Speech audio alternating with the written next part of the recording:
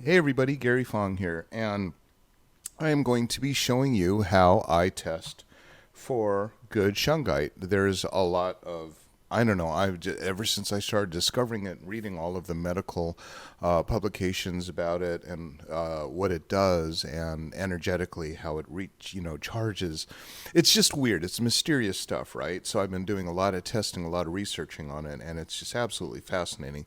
So I bought a lot of this stuff, some from online vendors, some from the actual mine in Karelia, Russia, and learned how to test it for accuracy, or I mean for validity, to separate the fake stuff from the good stuff, because it's out there. And so I'm going to show you how I use a multimeter to test the resistance going through the shungite sample to see if it's actually the real deal, high quality stuff or not. This is a digital multimeter, and what it does is you can turn it to look at different things like voltage or resistance. And today what we're going to do is we're going to look at resistance. Now, these different clicks are different squelch levels, which means that it's kind of, a filter. I've got it set at 200 times ohms. Ohms is resistance. So what I'm going to be doing with checking the resistance, the ohm meter, is I'm going to see how much of the current can run through an item, the electrons can flow through freely. So right now 1 means total resistance, and 0 means zero resistance, which means that the electrons can flow freely through. So if I were to touch these two guys together, watch what happens. It'll go to 0, because what happens is that I've completed the circuit. It goes all the way down to 0 because the electrons are flowing completely through from the black to the red. When I take it off, it goes to 1, which means it's completely blocked, or 100% blocked. Okay, so I'm going to go ahead and grab a coin here. Coin is a very good conductor of metal, and I'm just going to touch the two sides to it, and you'll see what happens is that it goes quickly to 0, which means that a coin is a very, very good conductor of electricity. Electrons can flow right through it. My finger is not, but the end of this whatever USB thing here should be very good, because it is made to let a signal go through. So just go ahead and touch both sides, and you see it goes all the way down to 0. Okay, so these are very, very good conductors. Now, what's interesting about carbon is not a good conductor unless it's in the shape of shungite. Shungite, which is carbon, but they're clumped together in balls of 60, like soccer balls. Carbon is a hexagon, and it makes for a very perfect molecule for energy transfer or information transfer for living items, which is our living beings, which is why organic chemistry centers around carbon. Carbon is the perfect molecule to do metabolic processes or DNA inscription transfer of genetic information, things like that. So this is carbon. This is actually polished shungite, which is not 98% pure like elite shungite. Crazy thing is I was in a tub and in kind of a certain space, and this thing floated and sat right on top. Haven't figured that out, but thus my fascination with shungite. So carbon, and if I put the positive and negative and run the current through the rock, watch what happens. Goes all the way down to 0. Now, how can a chunk of coal go all the way down to 0? The reason is because the valence electrons, the outer electrons of this spinning soccer ball, all like polarize and are able to line up to allow the current to go from one side to the other without any blockage, which is pretty dang cool. Nothing like it. So you get this really weird looking rock, looks like a chunk of beautiful coal or polished coal. This comes from Karelia in Russia, and only exists pretty much in the one place where you can find it, and it has really crazy properties.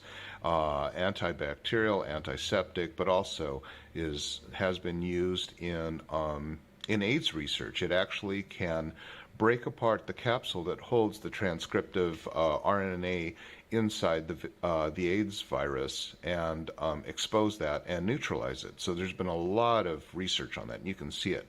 This is what they call noble shungite, and this is the expensive stuff, okay? But there's a lot of fake stuff here. So this is a good one, and I test all of the ones that I get to make sure that they're good. And how do I test them? By seeing how they work as conductors. This one right here, 000, no resistance whatsoever at this squelch level, and the current flows directly through.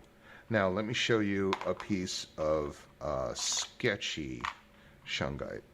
I've got this one here. Now watch what happens when I go to this one. Now this one is in the same batch, okay? So, or you can go to a jewelry store. You want to just make sure that you get the real stuff. So I'll just go ahead and put my current through it, and you'll see right here that it never gets to 0. In fact, all the electrons are trying to push their way through, and you see how the numbers constantly change. You won't see that in anything else. It almost never stabilizes. It's like there's a lot of confusion, and I'm not touching anything. I just hold it here, and you'll see that the resistance changes, but it never goes to 0. Now this is a low quality noble shungite stone because of something in it that's wrong. Now I'll show you the same principle but with a flashlight. Now this flashlight here, I took the back off. What you're seeing is the negative pole, and the body itself will then connect to the positive pole. So basically this is like this right here, my hand, is a circuit. When you open the circuit, the electrons can't flow through, right? So right now, because there's no lid screwed on the back, it's an open circuit. I want to bridge it with something in here, which would then be the shungite stone. Okay, so what I'll do is I'll touch the back pole of where the battery would go, and then touch it to the body, and then you'll see that it's a very, very weak signal. Okay, that means that something in this bridge is not conducting the electrons through. Now let's take a good piece of shungite, one that I tested that had 0 resistance on my multimeter. I'll put this one on the back pole, this one, and look at that baby light up. Okay, so it's the same thing here. You can see, you can't test how pure it is, but you can kind of visually see. So all of these guys here in this little pile, kind of same thing. If I touch it there and go here, extremely bright. But if I take my iffy one, this one right here, and I just go ahead and touch it there and there, you'll see that it is weaker. Okay. Oh, and by the way, as you can see, and it did it on the multimeter, that the current would just go on and off even though you hold it, and you can't really see it. But the intensity of the light changes or it goes off. And that's because what's happening inside this guy is all of the valence electrons, the outer electrons of these C60 spheres, are trying to resonate and let everything go through it, but something about it is blocking. So let's take a piece of absolute fake shungite, okay? This one, they're, oh yeah, we have shungite for you, but it's not shungite, and there's a lot of counterfeit out there. And they might charge $35 for this thing, but it's completely useless. Now, I'm not going to diss anybody who buys this and goes, oh my God, I just completely feel how this is reversing the spin of those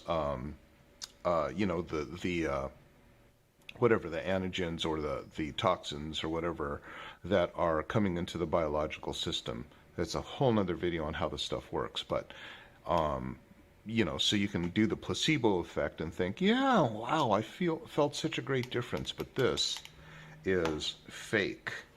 fake, fake, fake. I'm just going to go ahead and put this here and there, and you'll see that there's no current going through it whatsoever. So just to review, this is kind of the sketchy one, and you'll look on the back, never gets to zero, never gets to a clean signal all the way across. This is a good piece. I'm just going to put it here, and you'll see that it goes to zero. And last but not least, I'm going to show you a loonie, and interesting enough that the loonie, this here is a Canadian quarter.